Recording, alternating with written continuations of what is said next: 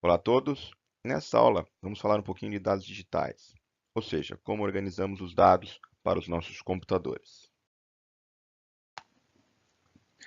Bem, vamos começar então discutindo algumas máquinas que foram muito importantes para o desenvolvimento da computação, que faziam cálculos aritméticos, ou seja, soma, subtração e às vezes multiplicação e divisão. Um dos primeiros deles foi William Shepard.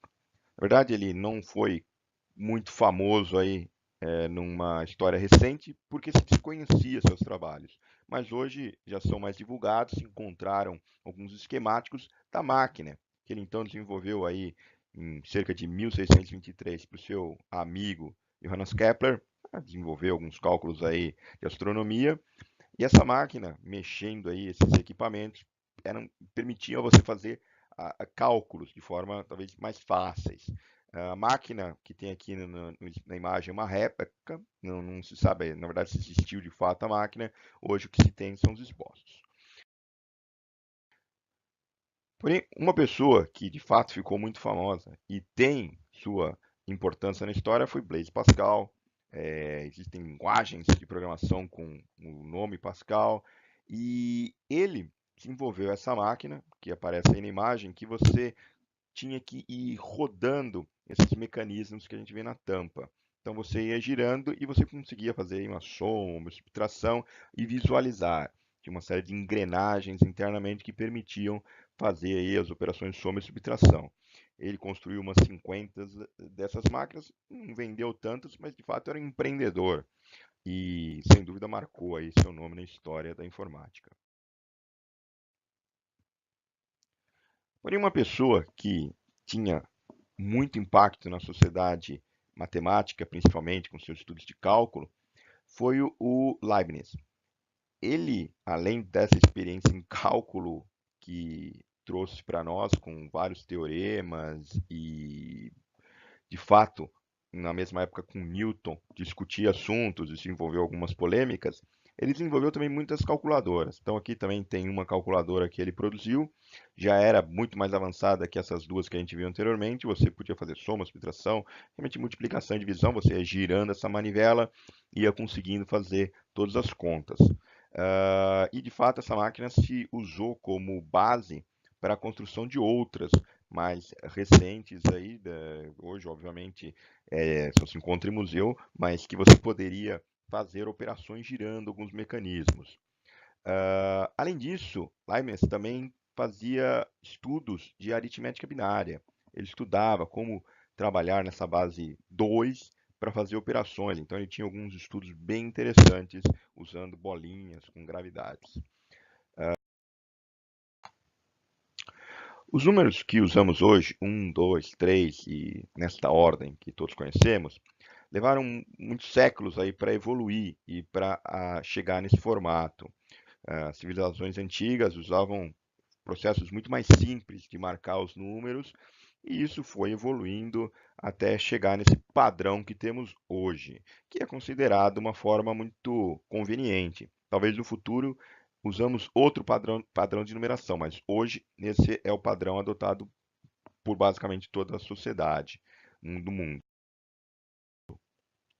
Bem, esses algarismos aí para nossa numeração decimal, a gente fala indo-arábico, surgiu aí com duas pessoas aí, dos astrônomos, o Aryabhata e o seu pupilo Bhaskara primeiro, que seja, e os números foram evoluindo, a forma de grafia deles foi se alterando, mas uma das principais contribuições foi o conceito de zero. Até então não se tinha um símbolo claramente definido para o zero, e eles definiram isso, esse símbolo para o zero, que sem dúvida viabilizou aí a contagem de 10, 11, 12, ou seja, o 0 aí, 1, 0, facilitou muito o processo de contagem. Acredito que todos estudaram os algoritmos romanos e, de fato, essa era a forma de contar aí durante o Império Romano e, de certa forma, é uma história recente. E muitas vezes encontramos em prédios e, às vezes, nossos próprios livros esse tipo de representação. E Fibonacci, lá em 1200 e pouco, trouxe para a Europa a noção dos algarismos indo-arábicos, 0, 1, 2, 3. Sim, o Fibonacci da sequência de Fibonacci. Foi ele que trouxe esse algarismo e que mudou a forma de contar aí para a sociedade europeia, que acabou levando para o resto do mundo. O sistema que usamos atualmente usa os algarismos indo-arábicos, porém também dizemos que ele é um sistema de posicionamento. Ou seja, contamos lá 0, 1, 2, 3, 9. Quando chegamos no 9, o próximo é o 10, que podemos dizer que é 1, 0. Depois seria o quê? O 11, 1, 1, 2 e por aí diante. Obviamente, quando chegarmos no 99, o que acontece? Vamos colocar mais um caractere, mais uma posição à esquerda. Então, temos 1, 0, 0. Qual o próximo? 1, 0, 1. Essa lógica de posicionamento, ela é bem conveniente e é o que nós vamos acabar usando também para o sistema binário. Nesse diagrama, temos 4 sistemas numéricos, todos de posicionamento, que têm bases diferentes, ou radix, algumas vezes falamos diferentes. Então, o comum que temos é 10, né? Então, vamos lá de 0, 1, 2, 3, 9. Quando chega o 9, 1, 0. 10, depois 1, 11. O binário é exatamente a mesma coisa. Então, é 0, 1. Não temos outra opção, só temos esses dois. Então, colocamos 1, depois 0. Depois temos o quê? 1 e 1. Qual que seria a outra alternativa? 1, 0, 0. E avançamos dessa forma. Essa é a forma que mais internamente representaria o computador, mas ela, de certa forma, é inconveniente. Vamos acabando tendo muitos dígitos rapidamente. O que fazemos então? Usamos outras representações para a computação. Octal é uma forma usada, não é tão comum, mas é usada, onde temos algarismos indo de 0 a 7, ok? Por quê? Porque fica potência de 2. A proximidade com a potência de 2 é interessante porque o binário é uma potência de 2 também. Então fica lá 0, 1, 2, 3, 4, 5, 6, 7. E do 7 pulamos para o próximo, que seria 1, 0. Não sei se é certo falar 10, porque de fato não é o nosso 10 decimal. O 1, 0 octal é o 9 decimal. E o 1, 1 octal é o 9. O nosso 10 decimal é representado com 12 octal. Ok, mas como eu falei, octal não é tão usado. O que usamos muito é o hexadecimal. Hexadecimal, ele vai de 0 até o F. Então é 0, 1, 2, 3, 4, 5, 6, 7, 8, 9. E depois, para representar os outros, usamos A, B, C, D, E e F. Ou seja, o A representa o nosso 10 decimal, o B o 11, o C 12, o D 13, o E 14 e o F 15. E quando tivermos um zero em hexadecimal, temos o 16 do nosso decimal. Então, o hexadecimal ele anda de 16 em 16 em vez de 10 em 10.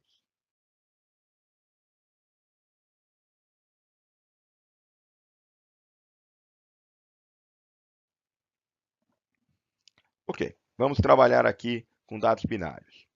Aqui temos 8 dígitos 1 e estou dizendo que eles são guardados em binário.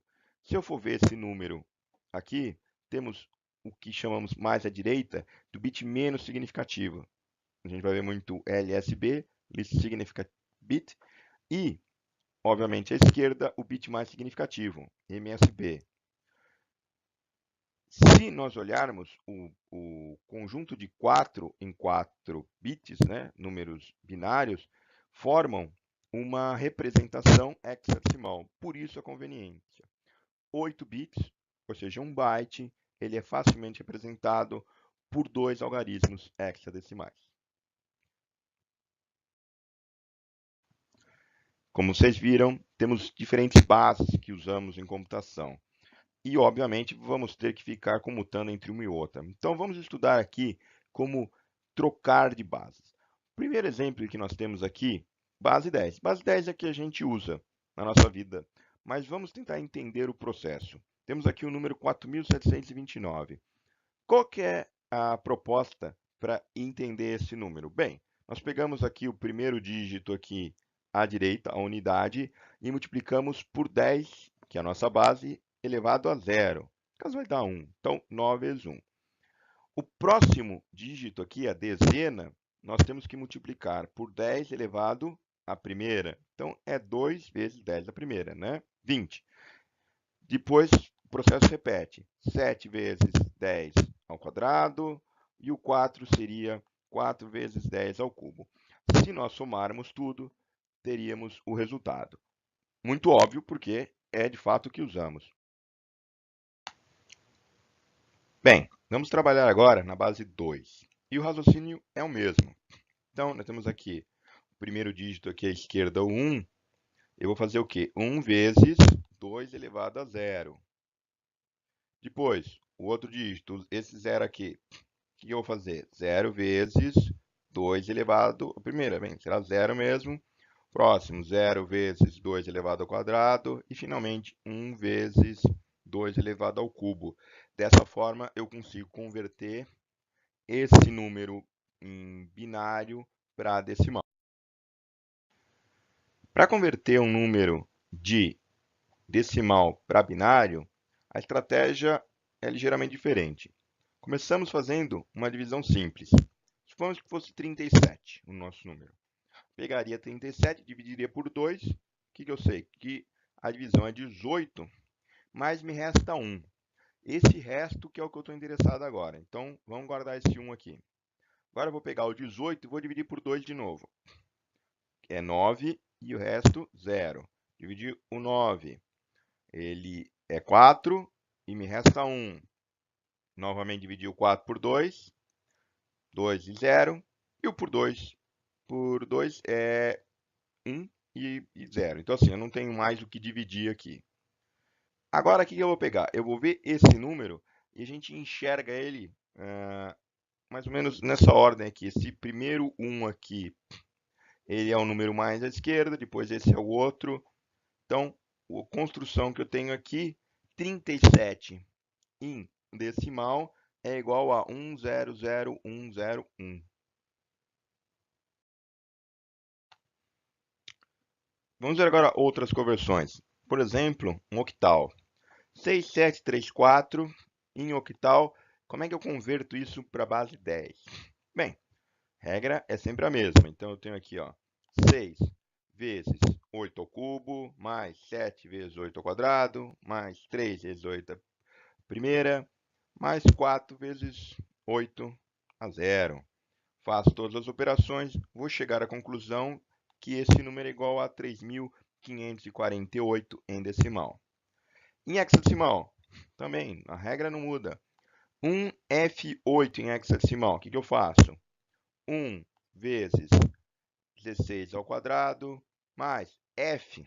F, se lembra, é 15. 15 vezes 16 à primeira, mais 8 vezes 16 a 0. Faço toda a soma, vejo que o valor de 1F8 em hexadecimal é igual a 504 em decimal.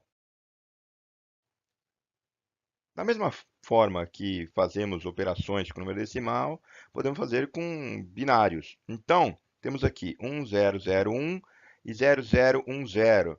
Eu quero somar esses dois números. Podemos usar a regrinha que a gente aprendeu na escola. Podemos pegar esse primeiro 1 aqui e esse 0, somar. 1 mais 0 é 1. Ok. Próximo aqui, 0 mais 1 é 1 de novo. 0 mais 0 e 1 mais 0. Ou seja, 1001 mais 0010 é igual a 1011. Se a gente converter isso para decimal, 9 mais 2, 11. Fechou. Estamos felizes aqui, a conta deu certinha. Vamos tentar outro número agora. 1011 mais 1010.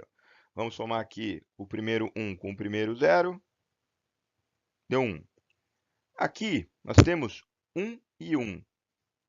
1 mais 1, a gente sabe que é 1, 0, né? Seria 2 em decimal. O que eu faço então? Eu deixo o 0 aqui e tem o meu carry lá em cima, né? O meu vai 1. Então, foi 1. 1 mais 0 é 1. E, finalmente, 1 mais 1, mesma coisa. 0 e vai 1. Qual que é o problema aqui? O problema é que esse último 1 aqui não teria espaço, porque eu defini que o meu espaço de binários ocuparia somente 4 dígitos. Isso é um problema comum em computação, ou seja, eu defino o tamanho dos meus dados, e no caso, eu quero que ele tenha só 4 bits. E eu não consigo representar esse número da soma em 4 bits. Eu tive um overflow aqui. Significa o quê? Que o primeiro dígito seria 11, o segundo 10, 11 mais 10 daria 5. Ou seja, temos um problema aqui. O overflow pode ser um problema. Então, conforme a situação, nós temos que tratar esse overflow, tá?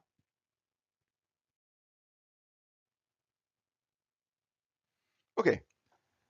Falamos agora de números positivos, mas e números negativos? Números negativos, a gente pode definir algumas estratégias. Então, vamos fazer a seguinte. Se o dígito mais à esquerda, o mais significativo, for um zero, vamos dizer que ele é positivo. E se ele for 1, vamos dizer que ele é negativo. Tudo bem? Então, nesse espaço aí de n bits, eu posso dizer que aproximadamente metade seria positivo e outra metade negativa. Existe uma pequena diferença aí, né? Que a gente pode ver no primeiro momento que o zero podemos dizer que está aí nos números positivos, por exemplo. Então, vai dar uma pequena diferença. Essa é uma estratégia, mas não necessariamente é a melhor estratégia.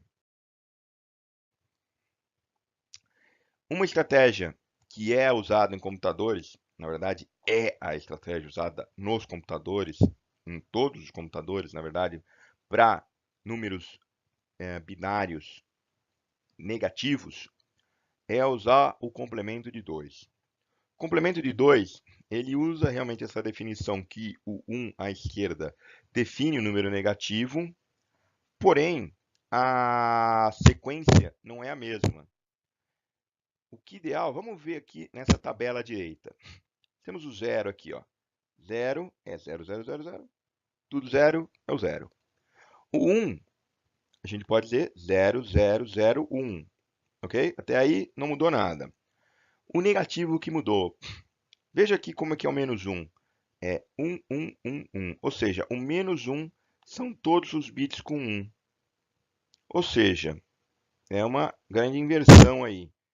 O 2, o menos 2, na verdade. O que eu tenho? 1, 1, 0. Se vocês perceberem, nós estamos andando meio que diminuindo, de fato. O menos 8 que está aqui embaixo, que é o 1, 0, 0, 0. Essa estrutura de números é muito conveniente. Por quê? Porque quando eu for fazer somas, por exemplo, aqui, de um número para o outro, eu vou ter ela direto. Eu não preciso me preocupar porque se eu fizer operações aritméticas com números negativos, a soma que a gente acabou de usar vai funcionar perfeitamente. Ok, mas como é que eu chego a esse número negativo? Existe uma série de explicações teóricas, mas na prática é o seguinte. Você pode deixar um número positivo, você inverte todos os bits deles e soma 1. Essa é a forma que está aqui. Uma outra forma que chega no mesmo resultado é você soma aí menos 1, ou seja, 1, 1, 1, e depois inverte todos os bits. Também pode. Normalmente a gente vê mais essa primeira. Então, olha aqui um exemplo aqui embaixo. Ó. Tem o 5 aqui. 5 é 0, 1, 0, 1. Como é que eu posso fazer? Eu inverto tudo. Então fica 1, 0, 1, 0 e somo 1. Então fica 1, 0, 1, 1, menos 5. Se eu for ver aqui na minha tabela direita, bateu. Então faz sentido. O complemento de 2 é bem conveniente. Então vamos fazer aqui uma conta agora. 3 em binário, 0, 0, 1, com menos 5. Então seria como se fosse 3 menos 5, né? Se eu somar aqui todos eles, então 1 com 1 dá 0, 1 com 1 e o carry dá 1, vai para lá o carry 1, soma aqui 1. Ou seja, 1, 1, 1, 0, que é o menos 2. Então bateu. Complemento de 2, sem dúvida, é a forma mais conveniente de trabalhar com números binários que a gente tem atualmente. A analogia que eu gosto de fazer é com o velocímetro do carro, onde a gente tem o contador ali de quilômetros. Ou seja, quando eu estou no 111, ou seja, eu estou quase para virar o velocímetro, né? O contador aí do odômetro, o que acontece? Vira tudo zero. Então imagina que a gente comprou um carro 0 km e eu vou dar ré por 1 km. Ou seja, menos 1, eu andei menos 1 km. Qual que vai ser o resultado? Vai ser 1, 1, 1, 1. Obviamente, entenda que nós estamos aqui em binário. Se eu andar mais para trás, vai ser 1, 1, 1, 0. Ou seja, imagina que você está andando aí um odômetro. Vamos aqui então entender agora como é que é esse complemento de 2 no byte, que normalmente é a representação mais simples que a gente tem no computador, 8 bits. Bem, se eu tenho 8 bits, então eu teria 2 elevado a 8 valores, 256. Sim, mas isso seria todos os valores inteiros, ou seja, de 0 até 255. Que a gente diz que é uma representação sem sinal, unsigned. Bem, se eu for fazer com sinal, o signed, o que eu vou ter? Eu vou ter de menos 128 a 127. O último bit lá, utilizando como sinal. Então, o menos 128 é representado com 1 e o resto 0. Menos 127, por consequência, representa aí colocando mais 1. E o menos 1. Menos 1 é sempre todos os bits 1. E, por exemplo, eu tenho o 127, que é o inteiro mais alto. 0, 1, 1, 1, dá o 127. Perceba então que eu consigo, o meu negativo ele acaba tendo um dígito, ele consegue um dígito a mais negativo. E aí tem, por exemplo, 126, menos 126. Bem, com 1 byte, então, eu consigo de 0 a 155 ou menos 128 a 127. Com 2 bytes, com 16 bits, eu consigo muito mais números. Sem sinal, de 0 a 65.535 e com sinal, menos 32.768 a 32.767. E já com 4 bytes, eu consigo números muito grandes, como você pode ver. O BCD, Binary Code Decimal, é uma representação binária que é utilizada para codificar os dígitos decimais. Em vez de eu codificar o número inteiro, eu codifico como se fosse cada dígito decimal. Então, na tabela direita, a gente pode ver que eu tenho aqui do 0 ao 9 e o código BCD, que é exatamente igual ao binário. Só que, olha que, por exemplo, quando eu quiser representar esse número, o 314.159, que está em decimal, base de 10. Se eu for representar em BCD, eu vou ter cada dígito 3, 1, 4, 1, 5, 9, representado por 4 bits. Ok? Se eu fosse representar 314.159 em binário, ia ser um número muito menor que esse, obviamente. Mas eu posso colocar em BCD e eu tenho uma conversão decimal binária direta. Olha outro exemplo aqui embaixo. O 2718223. Mesma coisa. Eu tenho 4 bits para cada dígito decimal. Ok? Até agora, nós vimos representações de números inteiros. Ok, mas como é que eu represento números, então, fracionados? Usamos os pontos flutuantes. Vocês já devem ter usado em alguma linguagem de programação. E como é que é a representação dele? Bem, aqui temos um exemplo de precisão simples. Ou seja, eu tenho 32 bits, sendo que o bit mais à esquerda, mais significativo, primeiro, diz o sinal, é o meu padrão, 0 positivo, 1 para negativo. Temos depois 8 bits aqui para o expoente, mais 23 bits para a mantisa. Perceba que o expoente ele é em potência de 2 e eu tenho que fazer a conta do expoente menos 127. Tá? Não se preocupe com os detalhes agora, isso será coberto em novas oportunidades, mas só para entender que quando você tem um número ponto flutuante, a representação dele é um pouquinho mais complicada. Além da precisão simples, tem a precisão dupla, que eu consigo ter mais casas decimais, mais precisão.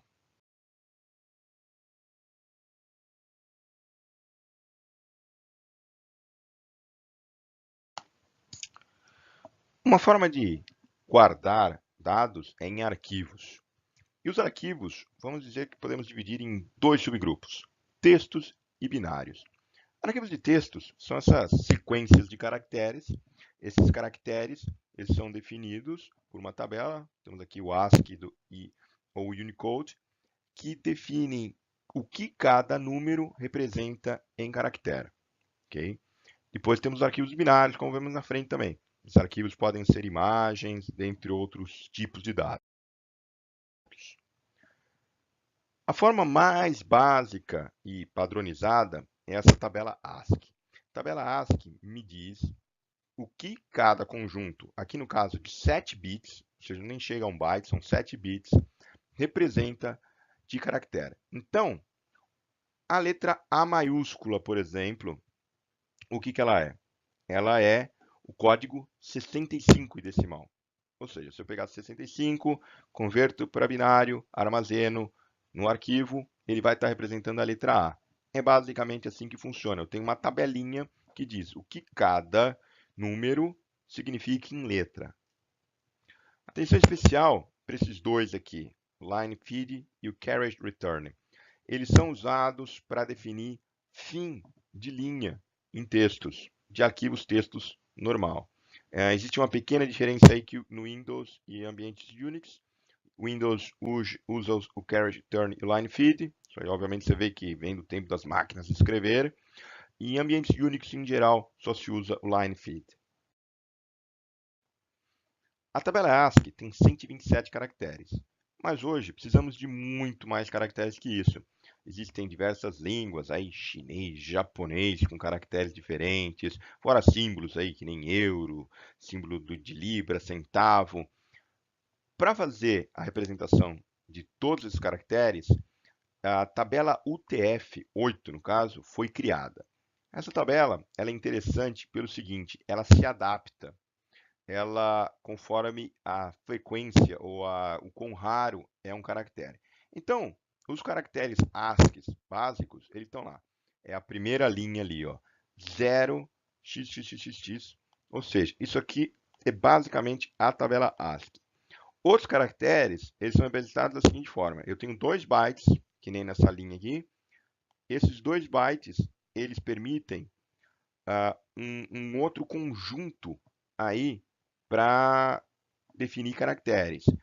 Outros caracteres mais especiais vão para aqui, para a próxima linha aqui, que eu tenho 3 bytes para definir. E assim por diante. Ou seja, eu consigo ter uma coisa mais adaptada. Os caracteres mais comuns, os ASCIIs, são representados aí em 1 byte. Outros caracteres geralmente comuns com 2 bytes, os outros mais raros com 3, até aí 6 bytes que eu posso ter para representar caracteres bem mais exóticos.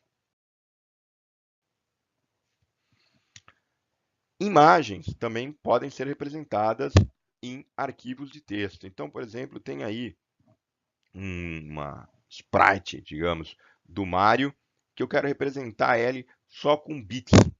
Então, eu posso pegar esse formato aqui que a gente chama de PBM e colocar os pixels das imagens. Então, eu começo falando lá P1, que é um cabeçalho do arquivo tipo PBM, e falo que a minha imagem vai ter 12 por 16 pixels. E aí eu começo a preencher em texto mesmo. Então, é o caractere 0, caractere 0, caractere 0, caractere 1, e por aí afora, para definir como vai ser esse meu bitmap. Isso usando somente branco e preto, uma imagem branco e preto.